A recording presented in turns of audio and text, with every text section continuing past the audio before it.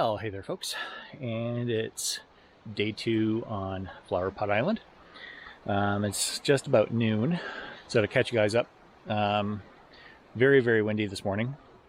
Tent luckily held its place on the deck, but so far no sign of any boats, so they must have called it off at least for the first half of the day. We'll see what the afternoon brings.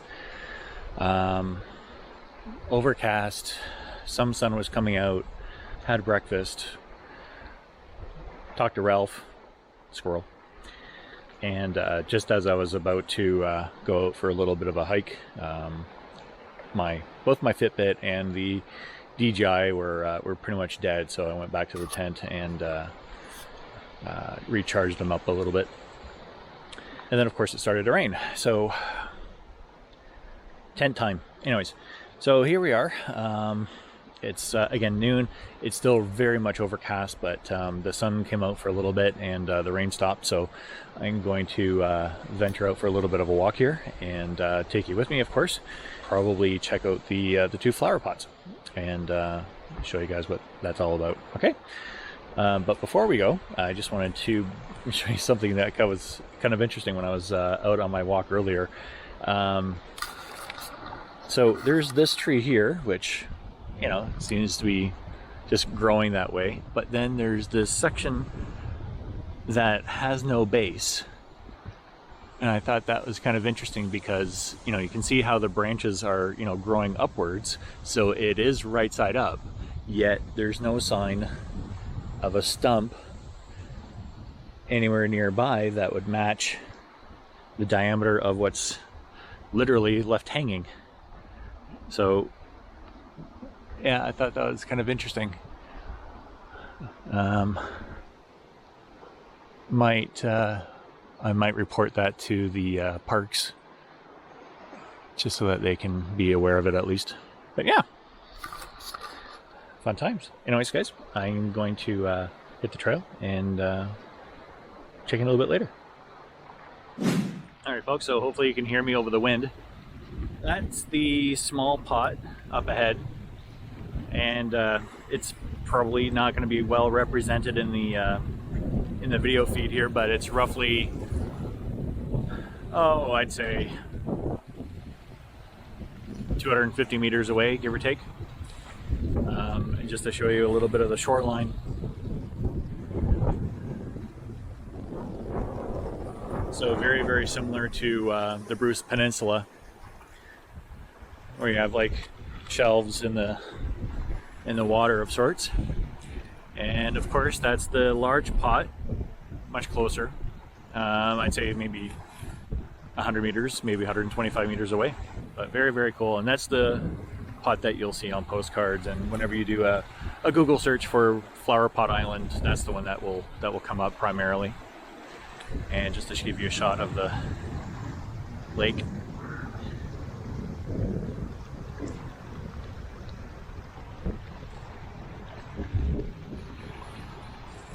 And if I'm not mistaken,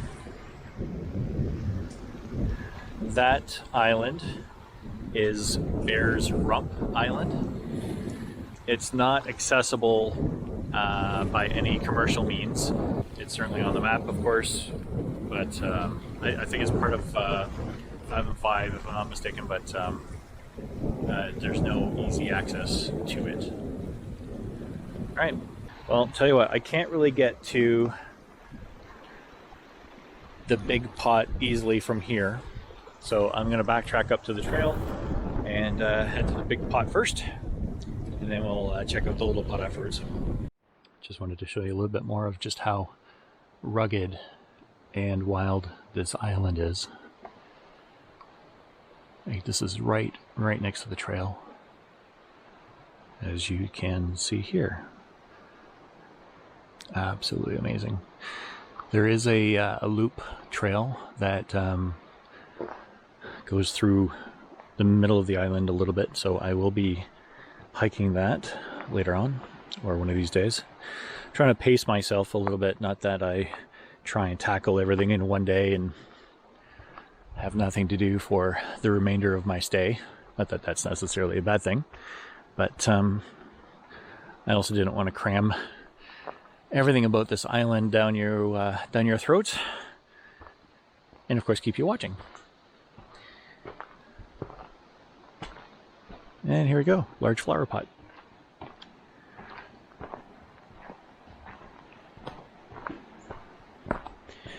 Grab that bottle on the way back.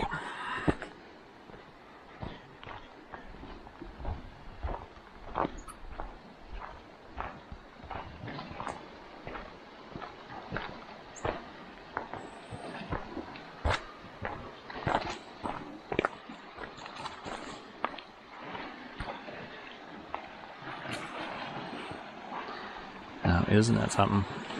It almost looks like brickwork in the main shaft of the flower pot, and then of course you have all these flat stones that make out like shelves. It's unreal.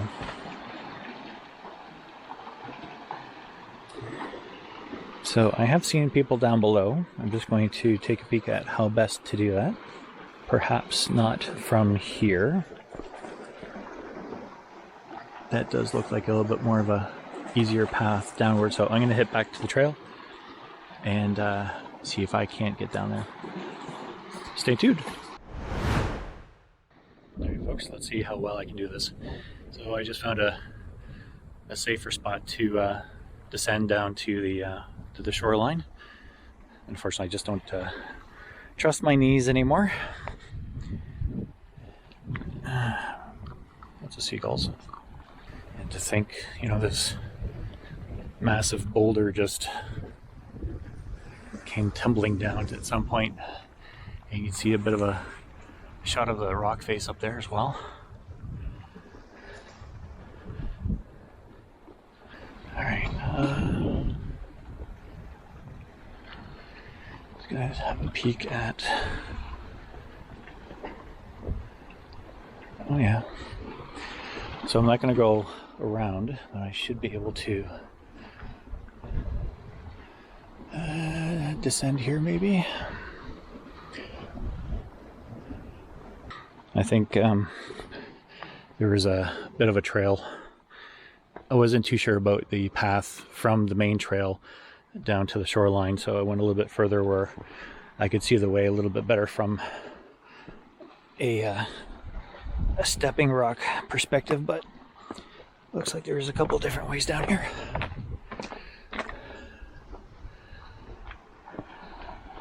Oh, that's a shot. Oh, Ralph too. Hey, Brady.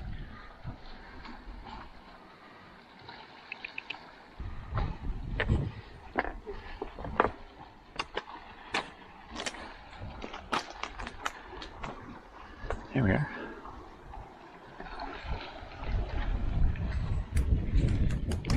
And fair warning, there are flies that bite on the island.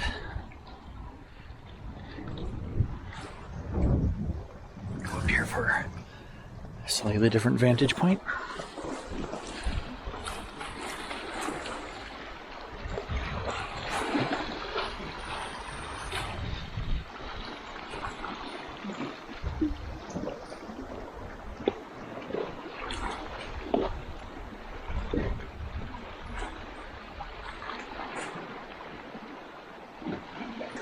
And off in the distance, not by far, is a little pot. Well folks, those are the two flower pots of Flowerpot Island. Hope you've enjoyed your stay. More to come. Just to get you guys up to what I'm up to and where I am. If you follow the trail, the far end of the island, you basically get to the lighthouse keeper's home, which is now a museum. There's also a snack bar, which I think I mentioned.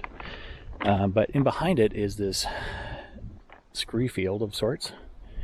And it's such a different environment than the area near the campsites and near the flower pots.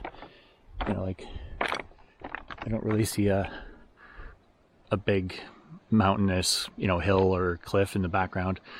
There's obviously a rise in the island over there, and I think behind us as well, but right smack in the middle you have this. So I just took a little bit of a gander up here and wanted to check it out, explore. And it looks like there's another little trail there. Actually, I think there's two homes. There's the lighthouse keeper's home, which is the 2-story building, and then there's the lighthouse keeper's assistant home, which is the 1-story. But again, I'll add some notes in the comments section down below. Just gonna see what's in here.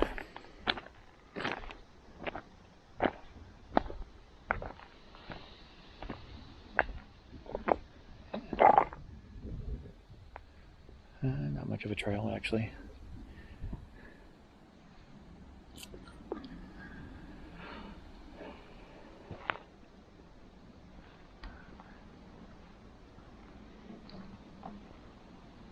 Yeah.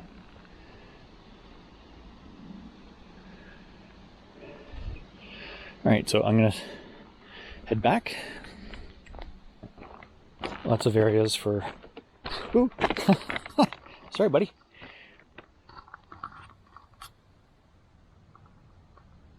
Almost stepped on you. There you go. Well, that freaked me out a little bit. Not exactly something that'll go on the highlight reel, but still. Okay, so just right over there where you see those two picnic tables, that's essentially the end of the main trail. And then to its left, this is the museum here. There we go. Really nice view. So directly ahead is the snack bar, and there's, I actually had a peek in the window, and you can actually go in, and further in there's a little bit more to select from. And the marl bed, I believe, is the big loop trail.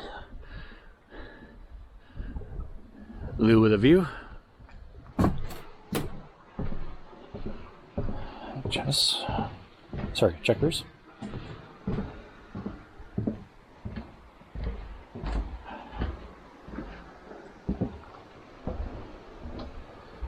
And I think I'm going to take a load off for a bit.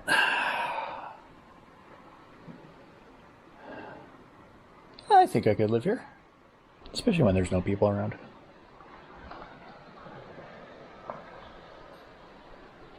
So the entire area is actually owned by the Canadian Coast Guard. They actually replaced the lighthouse with an unmanned version. So the island itself was essentially abandoned in the late 80s, I believe. That's basically it. Alright guys, I'm going to just sit here for a bit and chill. And I'll check in a little bit later. So I'm still on the side of the island where the lighthouse keepers' homes are in the museum. But this is the path to the actual lighthouse and a lookout point. And just because it's a little freaky looking, I thought I'd take it and take you along with me. Little view of the lake.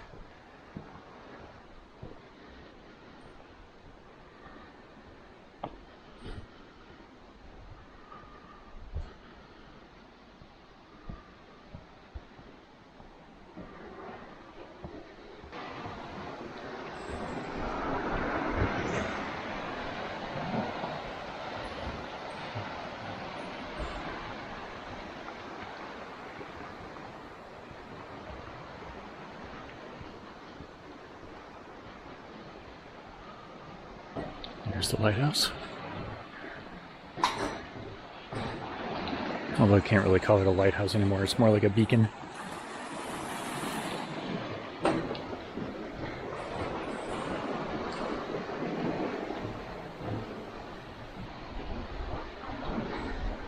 Straight ahead.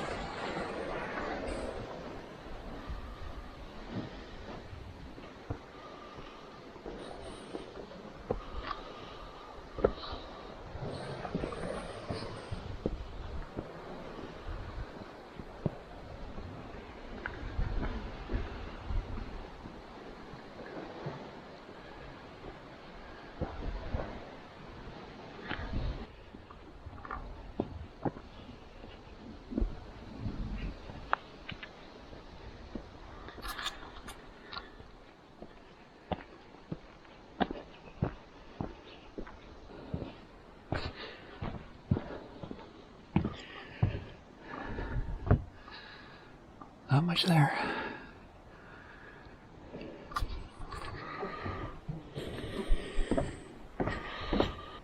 Okay, I'll briefly stop on these placards so that you guys can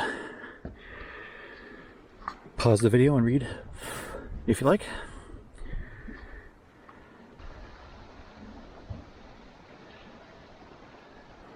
Lighthouse. And what a view. Too bad it was overcast.